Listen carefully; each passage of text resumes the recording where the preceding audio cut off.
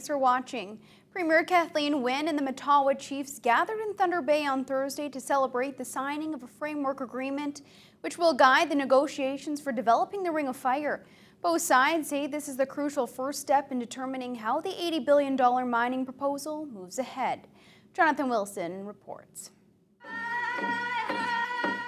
More than 400 people, many of them bussed in from the 9 Mattawa First Nations, gathered to celebrate last month's signing of a framework agreement. 1 month after she became Premier last year, Kathleen Wynne had invited the 9 chiefs to meet with her in the caucus room at Queen's Park. Now, 1 year later, she says they've reached a mutual understanding regarding developing the Ring of Fire. I think that often the starting point of our conversations has been there isn't enough to go around. And so we have to have a fight because we don't believe that we can actually share. And I guess I want to say, I believe we can share. All of the chiefs and politicians here gave credit to the 2 main Ring of Fire negotiators, Bob Ray for Mattawa and Frank Iacobucci for the province, for helping make this day happen. Nescantica Chief Peter Muniz says the 9 communities are making a united stand and calls this the first step to a better arrangement with the province. Because our communities are waiting for the benefits. That's a long time coming. And we want to say thank you to the province of Ontario coming to our table to finally come with some kind of working arrangement that we can work together. And the other chiefs agree it's up to them to ensure the far north is protected throughout the process. Water is going to be just like gold in the near future. So this is what we have to preserve and protect as we go through the framework agreement. I like to say this is our land. I never hear the other chiefs or the other people speak that this is my territory, this is our home. This is our land, and we are the keepers of our land. The First Nations had to be asked to decide whether the project goes. We had to have a final say on it because it's the territory of the First Nations people. The Premier says even though a framework agreement is now in place, she's not about to set any timelines for when a road to the Ring of Fire will be built or when the first mine might open. Today is about this agreement and the significance of the coming together of a consensus around how to work together. And so, as the chiefs have said, now the work begins, and we have a framework within which to do that. I'm very, very optimistic about going forward. No timelines? No timeline. Jonathan Wilson, TBT News. Well, the rhetoric is heating up with the possibility of a spring provincial election looming. Premier Kathleen Wynne issued a challenge to the leaders of the NDP and the PCs at the NOMA meeting in Fort Francis. Dennis Ward was there and has more on the Premier's visit and the annual Bear Pit session. Premier Kathleen Wynne told delegates at the NOMA annual meeting she wants her 2014 budget to pass, but she realizes that might not happen. The minority Liberal government needs the support of at least one other party, and she's hoping to get it. But if that isn't the case, then we will be in an election situation. And during that election, I'm going to call on, and I call on them today, on opposition leaders to join me and come to the north and discuss these issues at a Northern Leaders debate. I will be here. I will come to the north. I will be here. It didn't take long for the other party leaders to respond. NDP leader Andrea Horwath says she's happy to debate Kathleen Wynne and Tim Hudak on northern issues anywhere in the north, anytime. PC leader Tim Hudak says why wait for an election? He will be in Northern Ontario in a couple of weeks, and he hopes to see Wynne and Horwath there. This isn't the first time a leaders' debate in the North has been proposed. In 2011, it was then Premier Dalton McGuinty who declined the invitation and chose not to take part in a debate with Hudak and Horwath in Thunder Bay. There was another proposal at the conference, this one from Transportation and Infrastructure Minister Glenn Murray. He says he was very unhappy with the winter maintenance of highways in the region this year. He wants municipalities to think about taking on the job.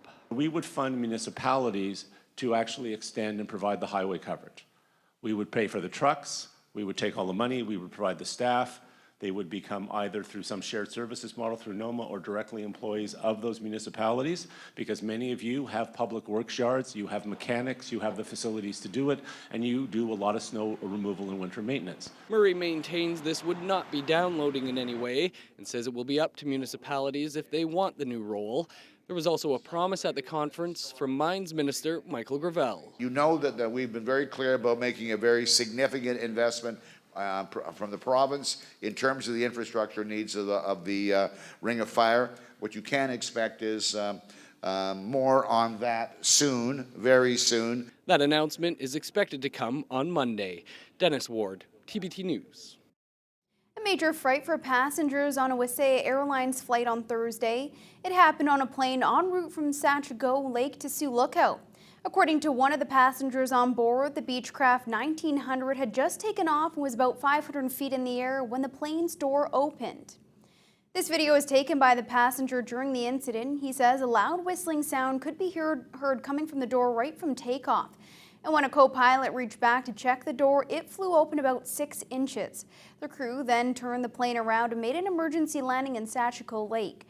A replacement plane was then sent to pick up passengers, and they departed for Sioux Lookout about 3 hours later. The man described many of the 9 passengers on board as being scared for their lives, but he says there was no given explanation to the people by the crew or Wasaya officials. And there has also been no follow-up from the airline to check on their condition. In a release from Wasaya late this afternoon, company president Tom Morris confirms the incident did take place. He said one passenger complained of an earache in the aftermath, but the rest were uninjured. The Transportation Safety Board is investigating. Well, the tragic death of a Nipigon couple on Monday shook the community and has police reminding the region that having carbon monoxide detectors is now the law. John Thompson has been following that story. Nipigon paramedics pronounced 60-year-old Yvonne Gaujean and 45-year-old Claire-Lima Gaujean dead in their home around 3 o'clock on Monday afternoon. The cause, carbon monoxide poisoning released from their gas furnace. Nipigon OPP Sergeant Paul Mishtix is stressing the importance of new provincial laws that require carbon monoxide detectors in every home. Carbon monoxide detectors need to be on every level of your residence. It's legislated, it is the law, but it's just a good practice. Nipigon Mayor Richard Harvey says in a town of 1,500 people, tragic deaths impact the entire community.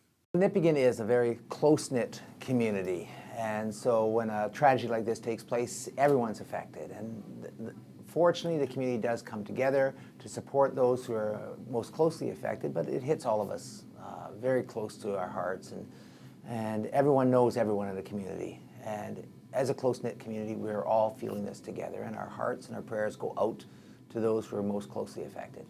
Emergency responders also found an 8-year-old boy alive in the residence. He was transferred to the Nipigon District Hospital and released in good condition on Tuesday morning. John Thompson, TBT News. A Thunder Bay man who was set to stand trial for murder this past week has instead had his case put on hold for at least another year. Sheldon Wabison is one of the suspects in a 2011 incident that left 54-year-old Robert Topping dead. Wabison's lawyer argued successfully that the jury roll in the region is defective and doesn't represent First Nation people. Dennis Ward has the latest. 22-year-old Sheldon Wabison, seen here on the left in the black coat, was one of 4 young men charged with second-degree murder in 2011 for his alleged role in the death of Robert Topping. The 54-year-old victim was assaulted and later died of his injuries during a botched break-and-enter at a Minnesota Street residence in March of that year. Wabison's lawyer, Delmar Doucette, says the trial has now been put on hold for 1 year because of defects in the jury roll in Thunder Bay. For about 15 years now, there have been problems with First Nations persons on reserve getting onto the jury roll, and His Honour found that those problems haven't been fixed, and therefore this jury roll for Thunder Bay in 2014 was defective. Wabison is the final suspect awaiting a court ruling in the case. Nicholas Weber, seen here on the right, was sentenced to 10 years in prison after pleading guilty to manslaughter. One of the other suspects, Cody Thompson, died while in custody in August 2011. Another suspect, Chris Hawk, was cleared of homicide charges altogether. Wabison has been in custody for the past 3 years, but was granted bail given the lengthy layover. His lawyer says it remains to be seen if the jury roll issue can be fixed by next year. I think it's a huge problem As I say, it's a problem that's been festering now for almost 15 years and it still hasn't been fixed. I would hope for everyone's sake that a representative jury roll could be put together for this jurisdiction by 2015. The province has been working to resolve the jury roll issue for several years. Former Supreme Court Justice Frank Iacobucci was brought in to deal with the problem, and he released a list of 17 recommendations last year. A jury roll implementation committee was then put in place in September to try to fix the glaring problems and omissions once and for all. Dennis Ward, TBT News. Well, coming up, the emergency room at the Geraldton District Hospital is rising to the main floor. That story next.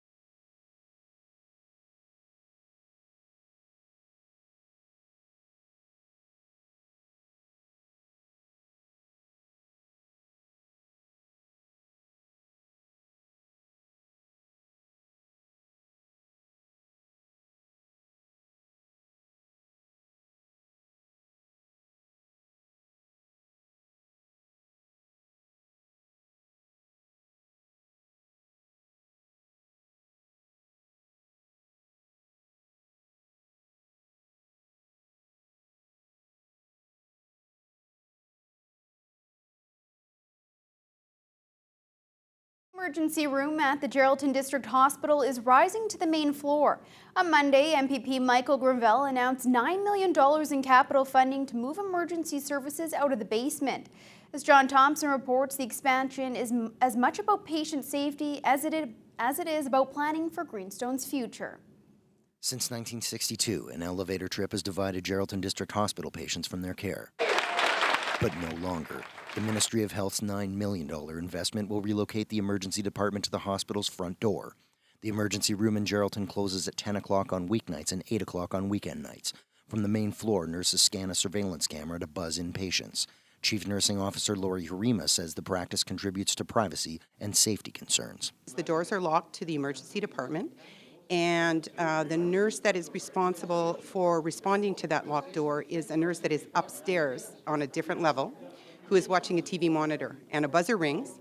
They look to see if there is somebody there, then they have to go down, open the door, bring the person in, assess them, and make sure it's okay. A lot of safety issues with that. It's not the ideal situation whatsoever. The hospital's Chief Executive Officer Kurt Perstansky adds the blueprint's improvement to patient flow won't just be more efficient, it will reduce the risk of infection.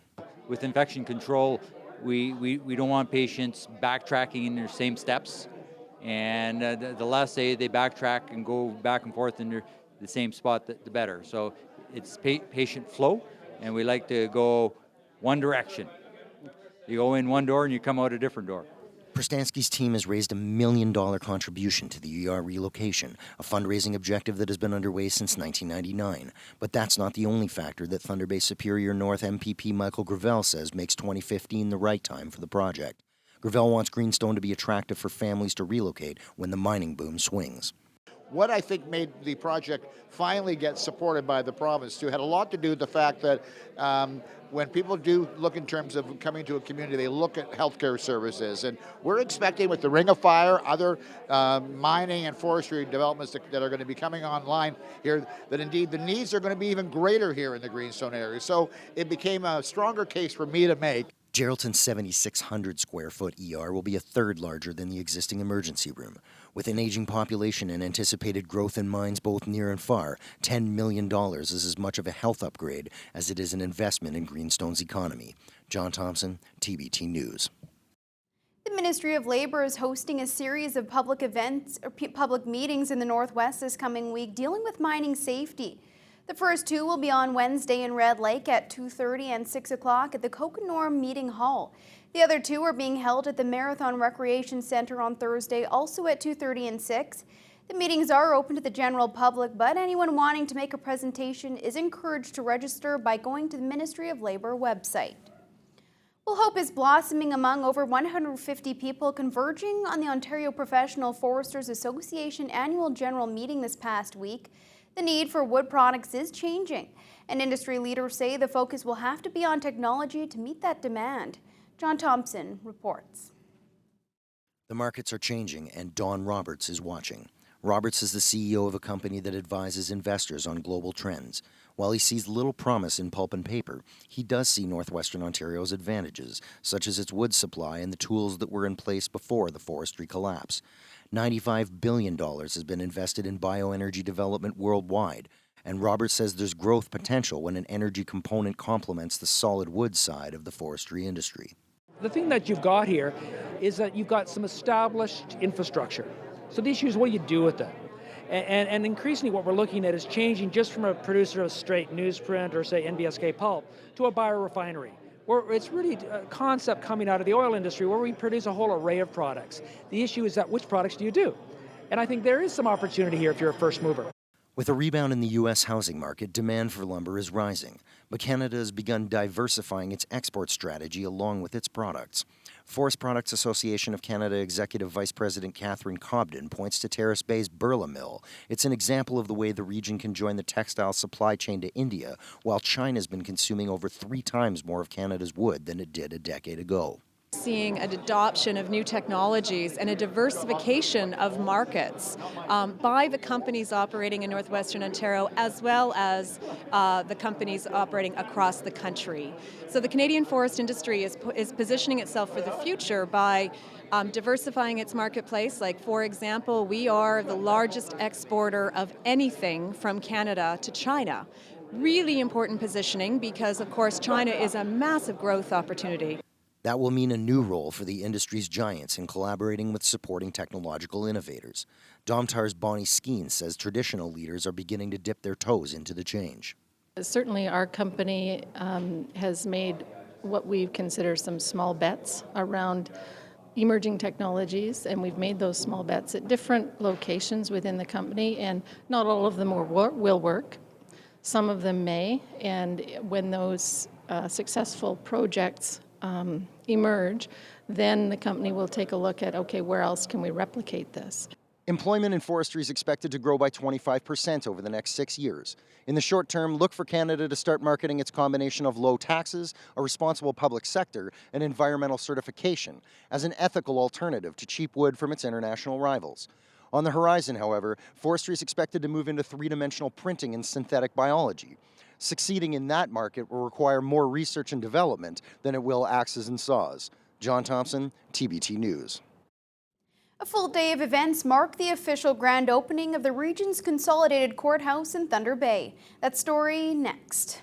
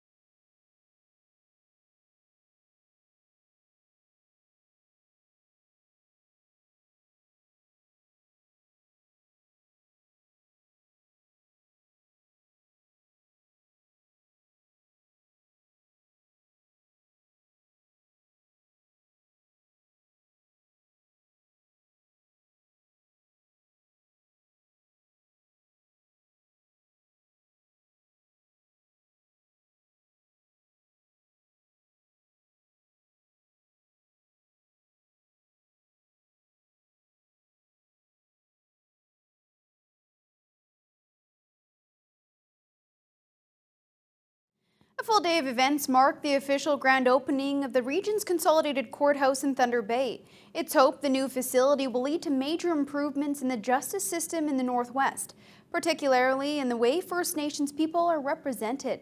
Dennis Ward has more. And with that, Thunder Bay's consolidated courthouse is officially open for business.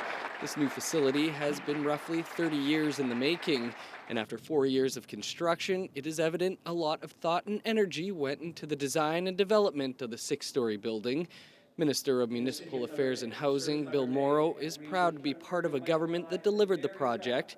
He feels the courthouse will improve justice services and rejuvenate the downtown. There was some comments from a number of the retailers downtown South Core who have already said that they've noticed a difference.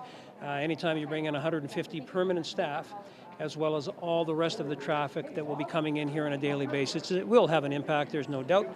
And as I mentioned, I think I see it as a beginning piece, hopefully, as we work to create a critical mass in the downtown South Core. Ontario Regional Chief Stan Beardy says from the outside, the consolidated courthouse is a beautiful building, but he's concerned about what it represents. When I look at statistics of First Nation people across Ontario, across Canada, I'm very concerned.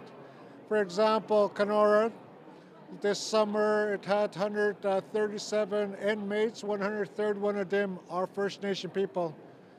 So either First Nation people are all bad or there's the system is flawed.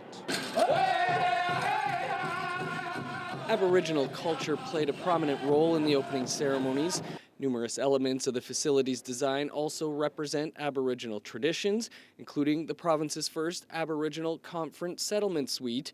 But even the Attorney General, Madeleine Maillard, acknowledges First Nations people are overrepresented in the correctional system. We need to work with them to help reduce that overrepresentation in our correctional system. So I see only a positive step moving forward. The final cost of the courthouse project over 30 years is $473 million. The province says it is still too early to say what will happen with the two former courthouses.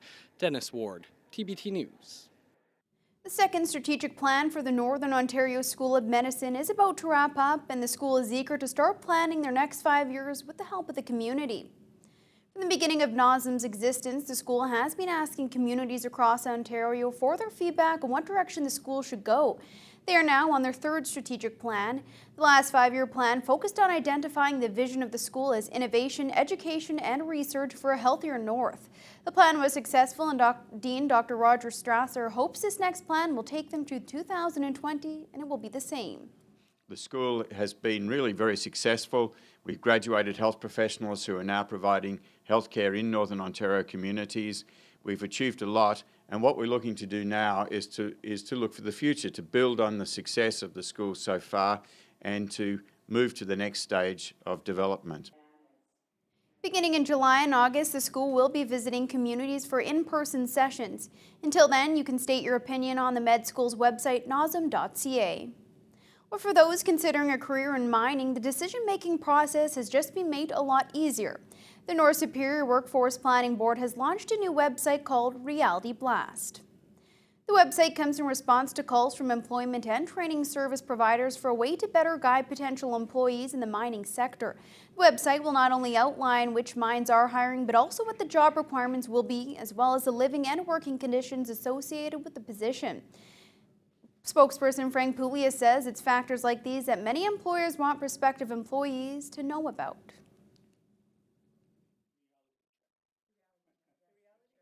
Because, there's a high turnover also in mining. Some people may not have the skills, and then when they get there, all the lifestyle of having to work double shift or flying in and out every 2 weeks. Not everybody's prepared for that. There's shortages of skilled jobs right now. So those are the challenges that we'll be facing. This is a tool that everybody seems to have worked together in collaboration to provide, to pave the way for those future jobs. Puglia also says the website helps both employers and employees understand what kinds of jobs will be available in the future and what skills will be required for them. Well, thanks for watching. We'll see you next time.